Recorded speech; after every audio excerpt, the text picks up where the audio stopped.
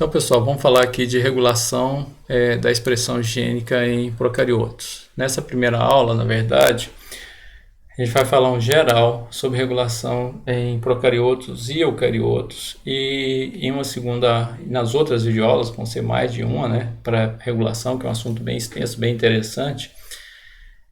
A gente vai abordar especificamente regulação de procariotos. Óbvio que depois nós vamos ter as videoaulas relativas à regulação em eucariotos. Primeira coisa é entender o que é expressão gênica, quais os processos que fazem parte da expressão gênica. Então nós temos aqui que a informação que está no DNA, para ocorrer a expressão dessa informação que está no DNA, ela tem que passar para RNA. Não existe só um tipo de RNA, né, mas o que codifica realmente cadeias polipeptídicas é o mRNA. Existem os RNAs de apoio e outros microRNAs, e aí segue. Mas esse processo aqui é o processo chamado de transcrição. Então, depois, esse RNA, né, ele vai ser traduzido, o processo chamado de tradução, em cadeias polipeptídicas, em aminoácidos. E essas cadeias polipeptídicas, em vias metabólicas, né, vão auxiliar na expressão de fenótipos. Então, isso aqui que é o processo de expressão gênica. O que a gente vai procurar entender nessa parte da disciplina é o processo de regulação dessa expressão gênica, né? Que pode ocorrer, obviamente, tanto em nível de transcrição, quanto em nível de tradução, quanto em nível de modificação dessas cadeias polipeptídicas, né? De modificações dessas cadeias polipeptídicas e o uso delas em vias metabólicas e em outros processos. Então, é um processo importantíssimo, né? Visto que sem esses produtos, organismo nenhum teria viabilidade. Tá? Primeira coisa que a gente vai ver, então, é a estrutura de um gene procarioto e a estrutura de um gene eucarioto. Tá? Então, dá para a gente ver aqui o DNA. A gente tem aqui uma região promotora, que é uma região, na verdade, é uma região regulatória.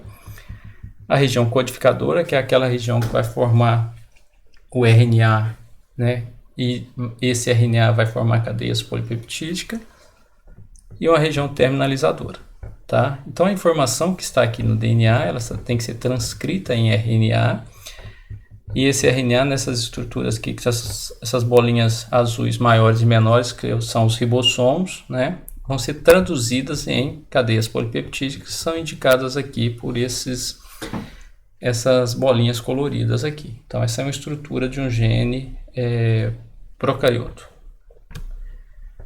Aqui o gene eucarioto, ele também tem regiões regulatórias. Depois a gente vai falar dos detalhes de diferenças dessas regiões regulatórias em eucariotos e procariotos, né? Tem região codificadora, né? E observe que a região codificadora aqui, ela está com as corzinhas diferentes, né? Aqui em procarioto só tinha essa corzinha azul, indicando então que aqui o gene, o segmento de DNA que vai produzir um transcrito, né, ele tem regiões vermelhinhas, né, são os exons, e regiões azuis, que são os introns, tá? Então esses exons e introns são transcritos para o RNA. Esse RNA é dito um RNA heterogêneo ou ainda não maduro, né, não pronto para ser traduzido.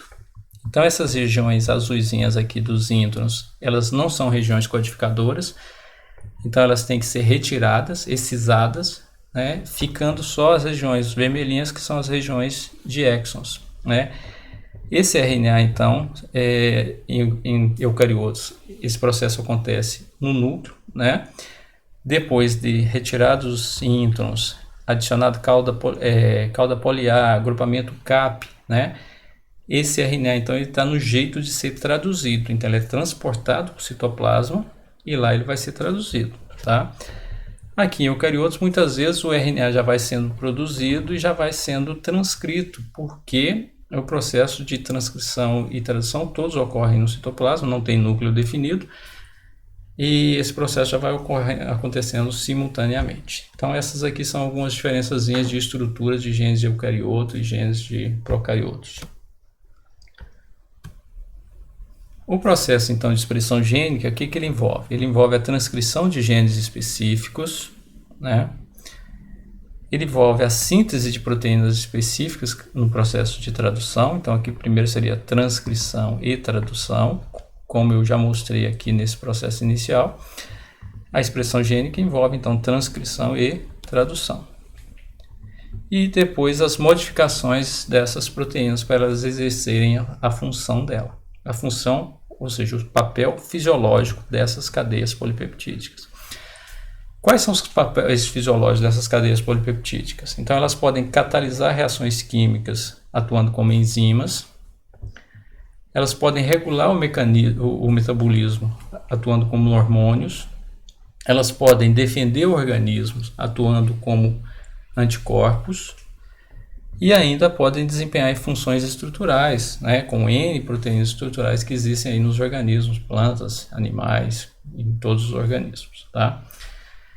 Então dá para ver que o processo de expressão gênica com a função dos produtos da expressão gênica são vitais para os organismos.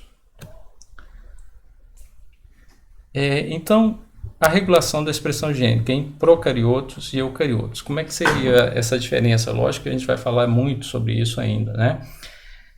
Mas os procariotos, geralmente eles são organismos que estão imersos nos meios, né? E eles respondem, a expressão gênica diferenciada deles, respondem a essas mudanças ambientais. Então, que eles percebem mudanças ambientais no meio em que eles estão, e eles disparam alterações na expressão gênica em função dessas alterações ambientais, tá?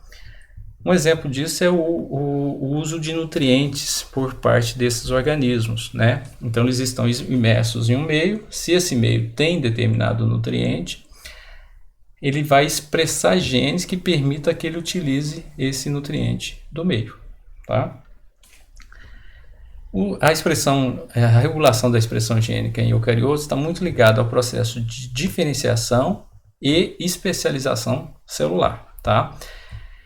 A ideia então é o seguinte: como é que células oriundas, né, de um zigoto, uma única célula, que por divisões mitóticas, a mitose só produz células idênticas do ponto de vista genético, vão formar as células de todos os tecidos, e essas células de todos os tecidos elas têm formas diferentes, né, como está ilustrado aqui, e elas têm produtos diferentes, e às vezes em épocas diferentes, né, no início da vida do indivíduo e o meio, o final, essas mesmas células de um único tecido produzem produtos diferentes, tá?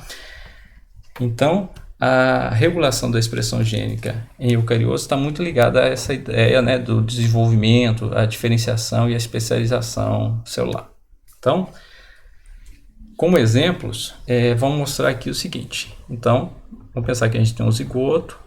Esse zigoto, durante o processo de desenvolvimento, foi sofrendo mitoses, né, e formando todas as células de todos os tecidos. Aqui tem alguns exemplos de células de tecidos específicos. Então, imagine que no sistema nervoso, então, nós temos lá os neurônios, né? E os produtos. Vou apagar aqui. Aqui no neurônio, ele não está produzindo hemoglobina, aqui é um sinalzinho negativo, está produzindo dopamina e não está produzindo mioglobina. Então, os genes responsáveis pela dopamina vão estar ligados. E os genes responsáveis pela produção da hemoglobina e da mioglobina vão estar desligados. Quem determina isso é o processo de regulação da expressão gênica, tá? Já aqui em células musculares, né, a hemoglobina, os genes que produzem hemoglobina não vão estar funcionando, vão estar desligados. Da dopamina também, aqui é um sinalzinho negativo, está meio apagadinho, mas da mioglobina vão estar ligados. Tem um mais aí, ó, tá? Aqui nas hemácias, né, os genes responsáveis pela hemoglobina vão estar funcionando.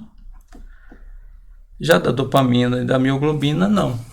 Ok? Então, isso mostra, né, que cada tipo celular é definido pelo seu conjunto de genes ativos, executando uma função em uma via metabólica. E quem determina quem vão ser esses genes ativos e inativos é o processo de regulação da expressão gênica. Daí a importância desse processo para todos os tipos de organismos. Nós temos genes chamados de constitutivos ou domésticos, né?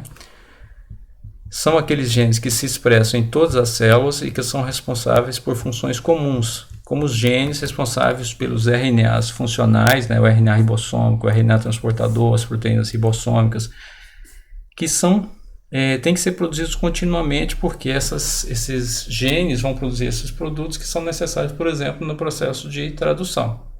Em tradução, a célula vai ter que estar fazendo tradução a todo momento, de genes específicos, mas utilizando essas mesmas moléculas, RNA ribossômico, RNA transportador, proteínas ribossômicas. Tá?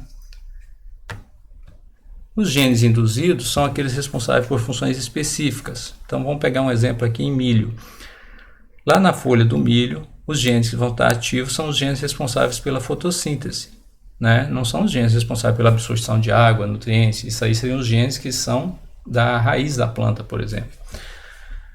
No pendão e na boneca, que são a parte reprodutiva do milho, né? Os genes ativos vão ser aqueles genes responsáveis pelos processos de formação de gametas, ou seja, os genes responsáveis pela meiose. Tá?